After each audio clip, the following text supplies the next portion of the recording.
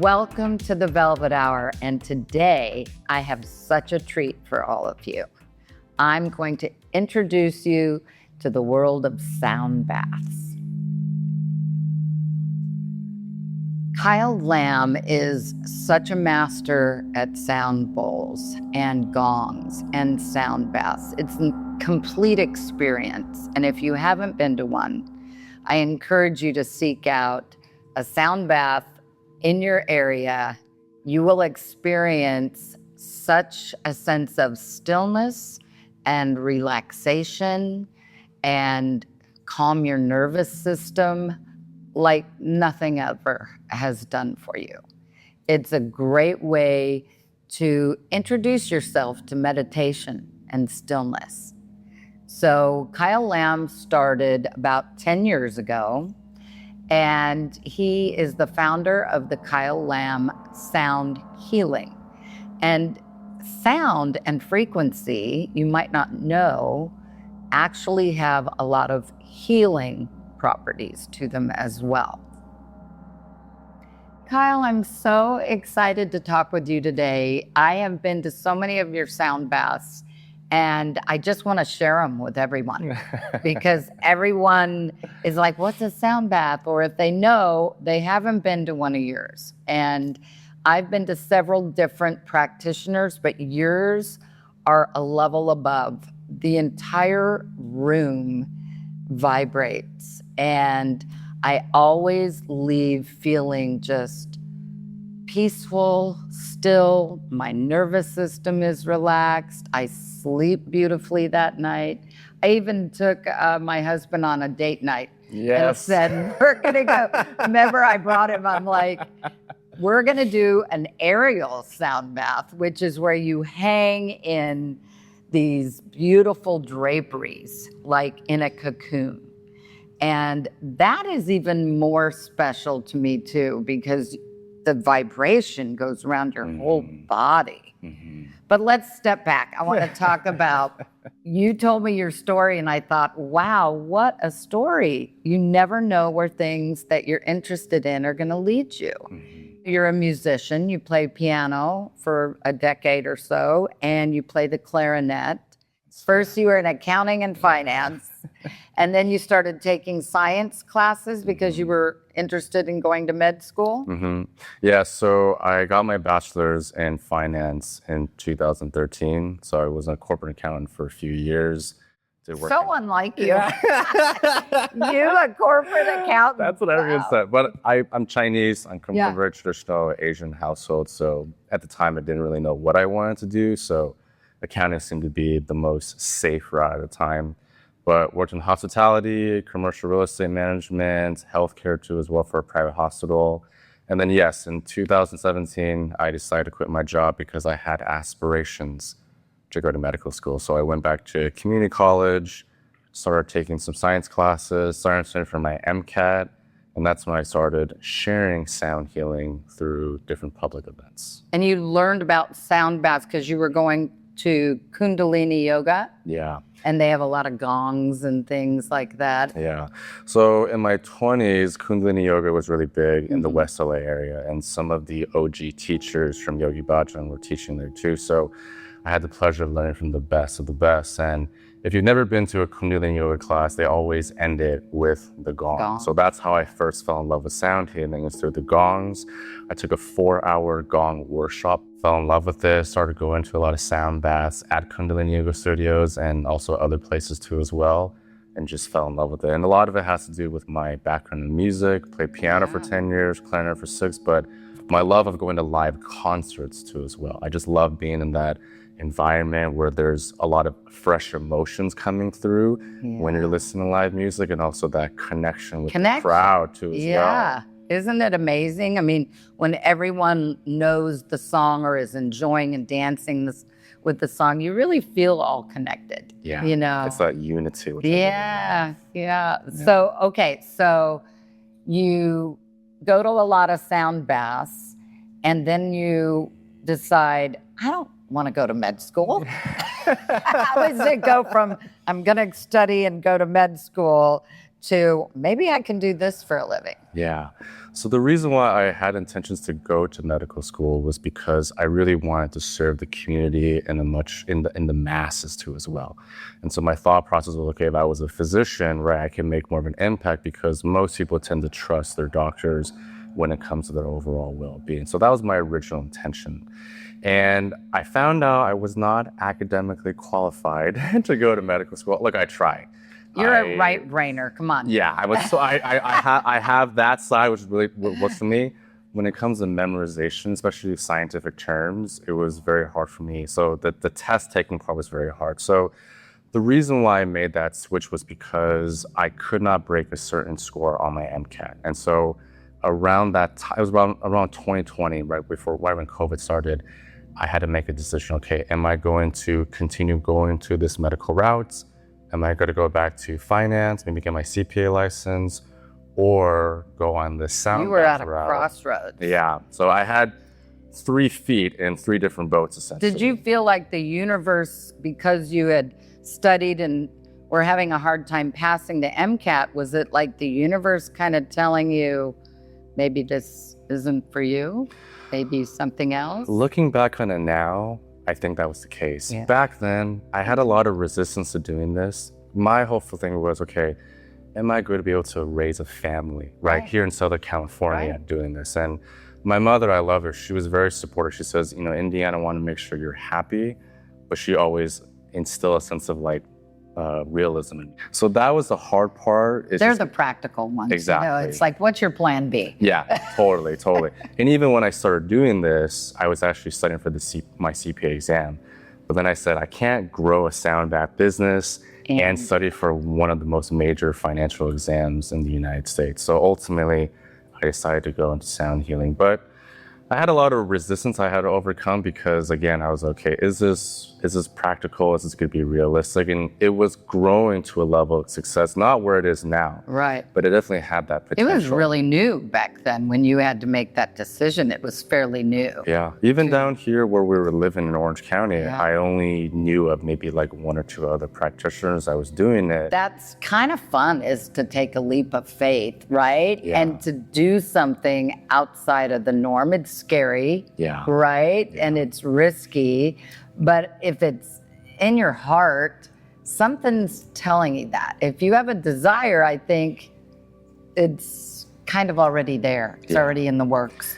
And I had a lot of people around me push me to do this too as well. Oh, good. And actually, I'm very lucky. My mother's very supportive. My partner's very supportive. But the pivotal point was I had a medical director of an integrative health clinic that I was volunteering at actually push me to do this because he says, the work that you do, he doesn't know too much about sound, that's because he's a doctor. He says, but it shows that you love what you do. It does help people, and people come back to see you more often than not too as well. And he says, it's going to take you a little bit more time to reach the kind of success you want versus if you went to medical school. But when you do, you will have fulfilled. And he says you're going to be much more satisfied too as well. Yeah. Because not to downplay any of the medical industry, he says, but you can run the hamster wheel if you want, like most doctors, right? Or you can choose to forge your own path. So that was very important to me because I had this gentleman in his 70s, right, who has owned businesses his whole life, push me to do this. I had the support of my family, which was very important, and I had a lot of support, right? The final thing was, okay, am I going to take that leap myself to go into it? And then once I did, you had to listen to that little voice that kept getting stronger and stronger. And I always say that, when we're struggling and we don't know exactly why this is happening or what decision I'm supposed to make, the universe sees the whole big picture and we only see that one frame at a time. So it's hard for us to understand. And that little voice is really kind of our divine knowledge, I think, that you have to listen to at some point. You do, yeah. And I think I'm very lucky right now, beyond listening to my inner voice, having, my faith too as well. It's having people share their experience with me that feels what I do too as well. And I've done it long enough and in different parts of the country that I've seen even the people with little knowledge or little experience of even mindfulness or meditation can have a very powerful experience and really transform their lives through something simple. So how satisfying. You're really feeling like you're making an impact in people's lives. You're helping people.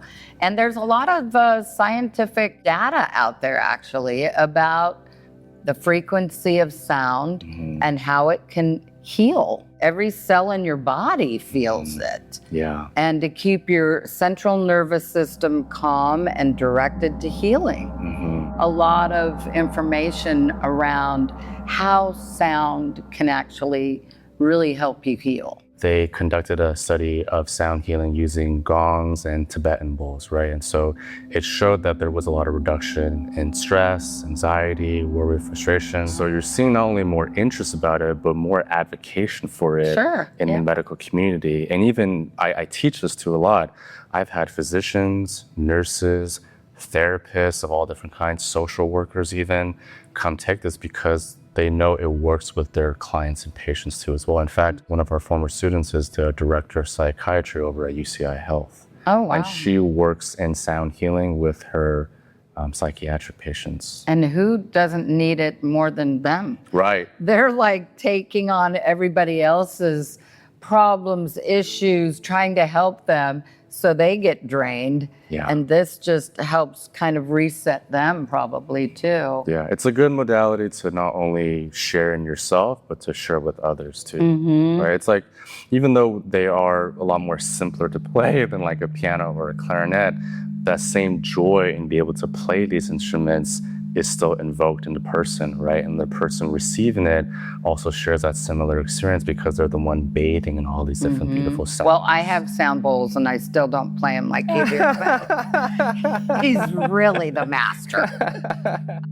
So why do you think people have such a hard time with stillness? We live in a very distracting world and a very stimulating world too as well. Yeah, Think about overstimulating. Right, just think every day there's your phone, your notifications, your alarms, right? So there's so much stimulation coming towards us, right, that we don't have the practice of not only learning how to be within ourselves, right, but to prioritize and take time to go into activities or scenarios where it allows us to sink into that relaxed state too as well. But I think a lot of it also is upbringing, right? You think about most people has never really been taught to take it easy, relax. Maybe they go to a massage, right? But there's not a lot of education about, okay, what can you do? What kind of practice can you have, right, to maintain that? Because peace really is not an experience. Peace is a practice, something that you need to do every single day to maintain it. Like no matter what's happening around you, if you can keep your inner peace, it's not going to affect you as much. It's not going to create as much anxiety. I have to remind myself all the time, okay, don't let whatever this is stuff going on around you. Yeah. Keep your inner peace. And I will close my eyes, take 3 breaths, and think about laying in that cocoon with you playing the bowls and the gongs, and it just takes me away.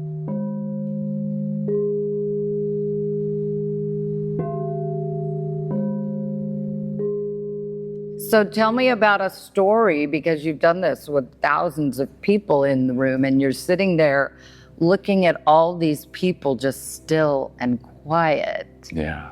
Has that taught you anything different about humanity? I've learned to be a lot more empathetic towards human beings because you really never know what someone is going through. Right. It's very easy to take someone at face value, right? Like in many ways, even our clothes are kind of our personality. Our profile. Right? Exactly. So, but once someone comes in, right, they drop into their open and receptive state, their energy can flow very freely. And there's a lot of unity you see in everyone. So even though that people may have different stories, different backgrounds, different situations that they're dealing with, right? In the end, they all should be treated the same, right? They all should be given the same kind of experience, and they're all worthy of receiving the type of peace and tranquility that I think human beings all need to as well. But I've had people who come because they want to alleviate from everyday stress. One of the most common demographics of people is women going through divorce. They come back here, they have some time for themselves, and they remind themselves of who they are deep down inside, right? So there's that reinvigoration of who they are, their identity, their role in this world too as well. And then a lot of people also come when they lose a family member. Right. There's Grief.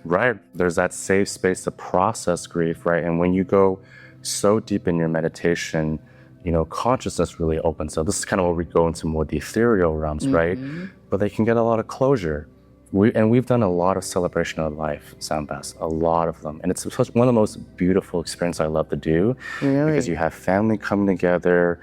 They're not only getting a chance to process their emotions, but simultaneously getting that support from the people that they love too as well. And afterwards they share about getting those final messages from the loved ones that passed on. That's a beautiful idea. peace. Celebration of life sound bath to release all of your love for that person or your issues with that person or something you didn't get to say or... Well, you think about it, when you're going these experiences, right?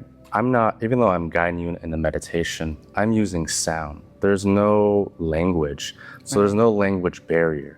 Right? So anyone who can, even people who maybe have limitations in their hearing, can still feel the vibration. Sure. So it's a very universal experience, which is the beautiful thing about it, because it impacts people in a similar way, but people's response and experience and reactions to it are unique to their own story. Like music. Music is such a universal language. Have you ever had a deaf person? Had quite a number of deaf people too as And well. they feel it. They feel it, they come really close to the bowls, right? So they can really get that vibration from it too as well.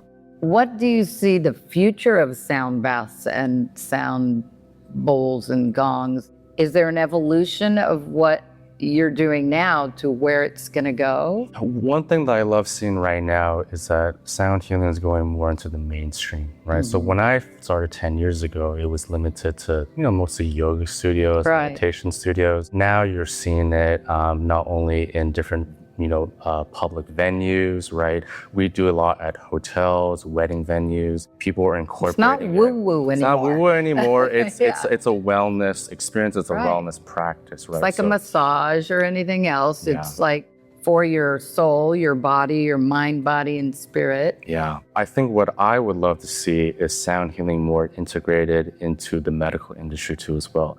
Having different kind of sound healing clinics, part of hospitals and everything too as well. The sky's the limit, right? When it comes to what sound healing can be a part of and what can evolve and grow to. What I love now though is that there's so much interest in it. There's so much maybe people who have a desire to not only experience a sound bath, but share too. And I think that's the most important first step, is to give people who want to share with their communities not only the proper knowledge to do it correctly, right, but the confidence to be able to do it. So the fact that people all over the country, and I've had students all over the world are sharing it, that to me is a huge evolution. Right? Because look at the veins you're putting out in the world of great vibrations, able to open up a whole new experience for people. Yeah. People that I train, I want to make sure that they're not only skilled enough, right, in the technicalities of it, but they also have that, I give them that confidence to do it and remind them, you're supported. You have me, you have a worldwide community of sound healers who are doing it. Some in the urban cities, some in rural areas, right? We all have the same intention. So I care about the world's relationship and perception of sound healing, which is why I'm a huge advocate of it. Right. Have you had them, I'm sure you have, with kids?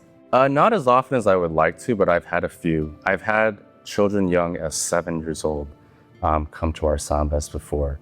Right. And it's really beautiful to see them meditating with their parents. And that goes back to what I was saying earlier about having a universal. It's a sensory experience. So people who may have sensitivities in their senses. Yeah. Right. It's a good way to put them more at ease. So you've probably had people who've been through trauma. When they come to one of these, how do they leave the experience? People that have come with certain medical ailments that have gotten relief. So the most common one is rheumatoid arthritis. We have a lot of customers that come with RA, and they come because they may not get permanent relief, but they get temporary relief, sometimes for a few hours, which for someone living in chronic pain, it's a lot.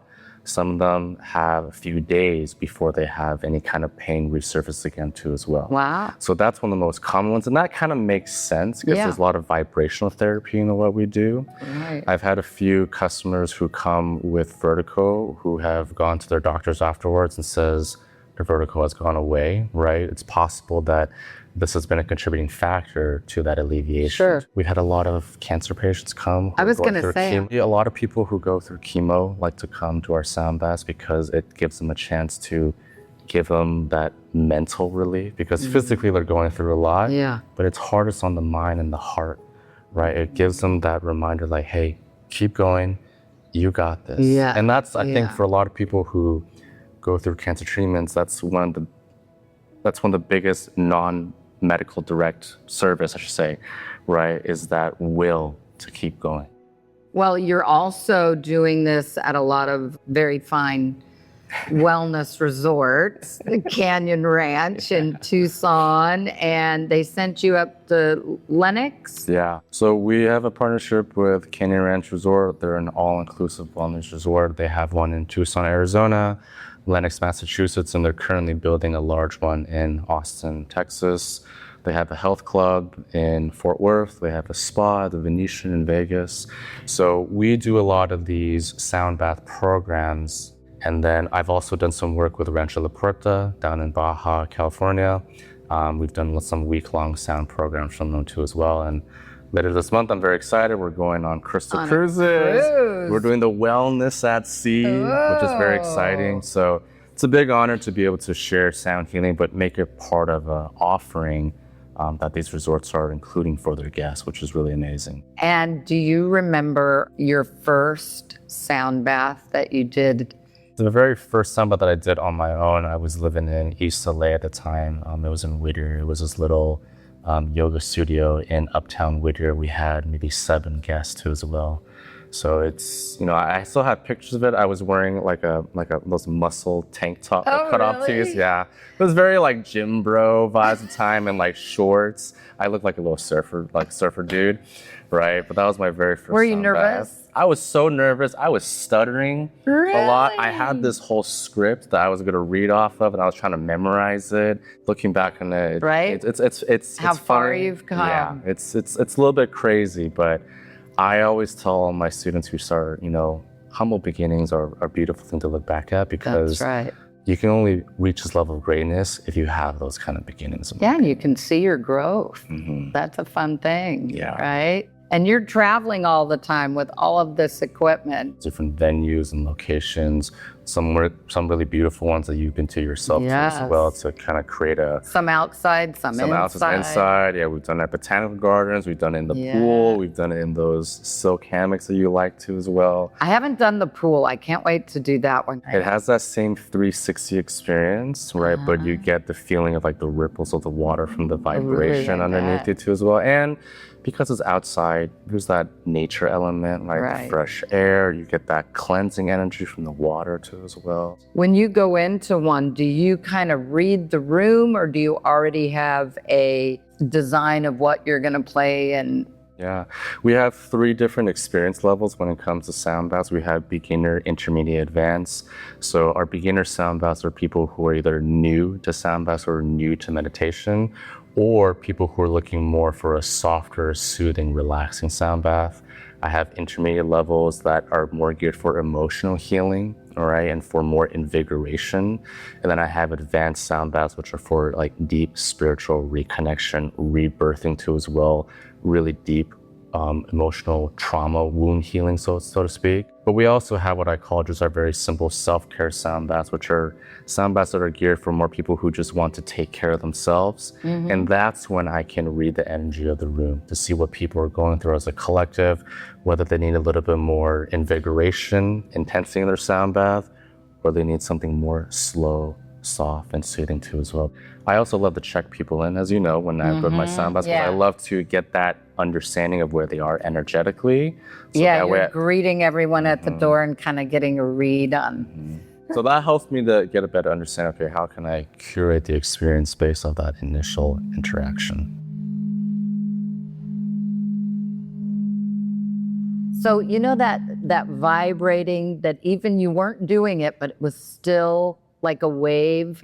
How do you get that to happen? So when you play the bowl, it has a certain kind of beat, right? And it has a lot to do with how fast you're applying that friction, right? The flow of it too, as well, the precision of your strokes too.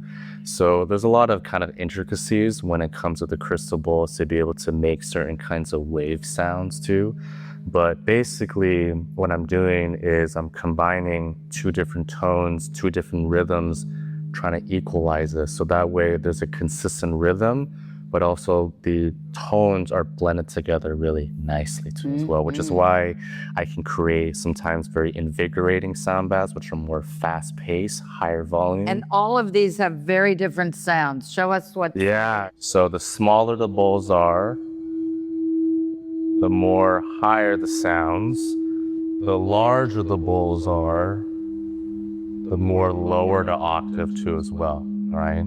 And then each of these bowls is a specific note too as well. So like up front we have D, we have D sharp, we have a G sharp. This is where your musicianship comes in. Yeah, we do a lot of chord combination when it comes to the bowls. So one thing I tell my students, it's not that hard to actually just play the bowls. What's hard is to play really well, but also is that artistry, right? Kind of drop into that creative flow, which is why for a lot of our students who are dancers or singers or artists, they have a wonderful time playing it because they already know how to drop into that creative flow. They get in a zone. Correct. Yeah. Yeah. And then the gongs, I mean, the world of gongs is so vast. There's different kinds of metal alloys in them. You notice this one here has little dimples, so it creates more of like a cluster of sounds. Even certain gongs, there's certain notes and different octaves that can be played to as well, right? So we like to create these musically oriented sound baths. So I like to combine all the instruments from a musical perspective, so that way there is that musical element in our sound experiences. Yes. You just get all of these going at once, and there's so many vibrations around you, and especially if you're hanging, it's like you're floating. Yeah. So one of the biggest benefits about sound baths is that detachment. When you're so deep in your meditation, you detach from your physical body and you can travel in your astral body, your energetic bodies.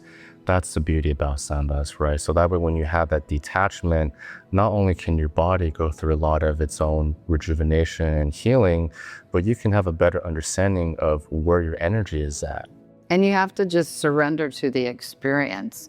And you cannot help but be present. Yeah. Once you start, you might be laying there in the beginning with your mind going all over, but once you start, you cannot help but just be present in the experience. That's a beautiful thing. And that's why what I love about sound baths is for type A people. Oh, yeah. Really high profile people who have a lot of responsibility. Right. And it's very hard for them to just sit still and breathe. Right. So even though it's a very relaxation experience, I joke, I says, it's kind of like we're forcing you into a relaxed state, right? It's like an induction, but it works because it has that heavy vibration. It almost forces your body into that relaxed state. Yeah. And that's, even for me, I need a deep tissue massage in order for me to really reap the benefits, right? So I understand that from that sense. So I want to create that same experience for people that need a little bit extra oomph in the relaxation. I want everybody to experience this because it is amazing. And I have never been to one as such a fulfilling and complete experience as yours. So I really appreciate what you're doing. Thank you. And I'm just so happy to get to share this with the Velvet Hour. And I want all of you to seek out sound healing and experience it. If you haven't done it, try it. You might really enjoy it. So thanks again, Kyle, for being here. I appreciate it. You're welcome. And I hope you've enjoyed this episode of the Velvet Hour. So now we're going to take you into your Velvet Hour with a little sound.